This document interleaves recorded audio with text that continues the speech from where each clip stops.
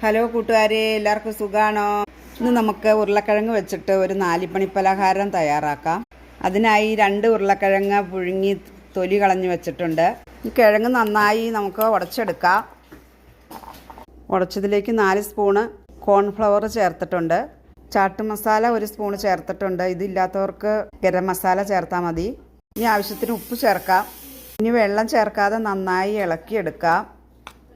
നന്നായി ഇതുപോലെ കുഴച്ചെടുത്തിട്ടുണ്ട്. ഇതുപോലെ ഓരോന്നായി ഉരുട്ടിയെടുക്കാം. ഏത് ഷേപ്പിൽ വേണമെങ്കിലും നമുക്ക് ഉരുട്ടിയെടുക്കാം. ഇനി നമുക്ക് എണ്ണയിലേക്ക് ഓരോന്നോരോന്ന് ഇട്ട് കൊടുക്കാം. അധികം കരിഞ്ഞു പോകാതെ കൊണ്ട് ഇതുപോലെ തിരിച്ചും മറിച്ചും ഒക്കെ ഇട്ട് ഗോൾഡൻ കളറാകുമ്പം വാങ്ങണം. ഇതുപോലെ കോരിയെടുക്കാം. ഇതുപോലെ പലഹാരം ഉണ്ടാക്കി കൊടുത്താൽ കുട്ടികൾക്കൊക്കെ വളരെ ഇഷ്ടപ്പെടും. എൻ്റെ വീഡിയോ കാണുന്ന എല്ലാവരും എനിക്ക് ഒന്ന് സബ്സ്ക്രൈബ് ചെയ്യണേ, ലൈക്ക് ചെയ്യണേ, ഷെയർ ചെയ്യണേ.